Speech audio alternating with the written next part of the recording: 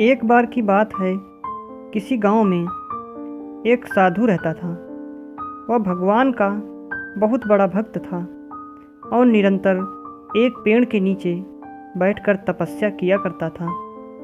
उसका भगवान पर अटूट विश्वास था और गांव वाले भी उसकी इज्जत करते थे। एक बार गांव में बहुत भीषण बाढ़ आ गई। चारों तरफ पानी ही पानी दिखाई देने लगा।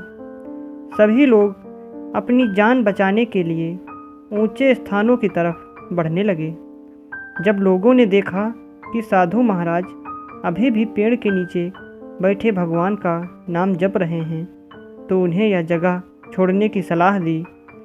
पर साधु ने कहा, तुम लोग अपनी जान बचाओ, मुझे तो मेरा भगवान बचाएगा।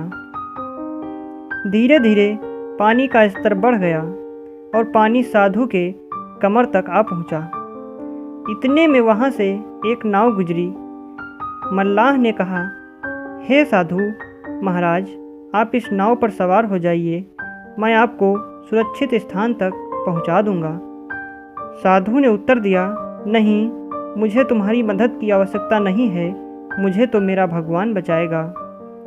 नाव वाला चुपचाप वहां से चला गया। कुछ देर बाद बाढ़ और प्रचंड हो गई।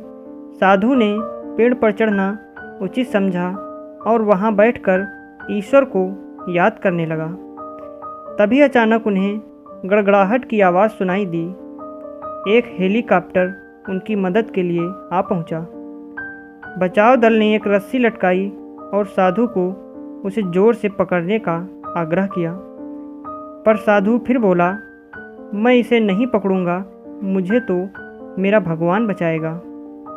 उनकी हट के आगे बचाव दल भी उन्हें लिए बगैर वहां से चला गया।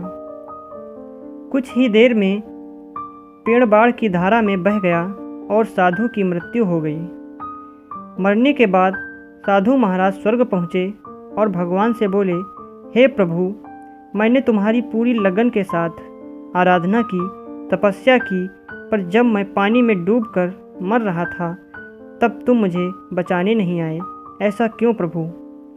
भगवान बोले, हे साधु महात्मा, मैं तुम्हारी रक्षा करने एक नहीं बल्कि 3 बार आया।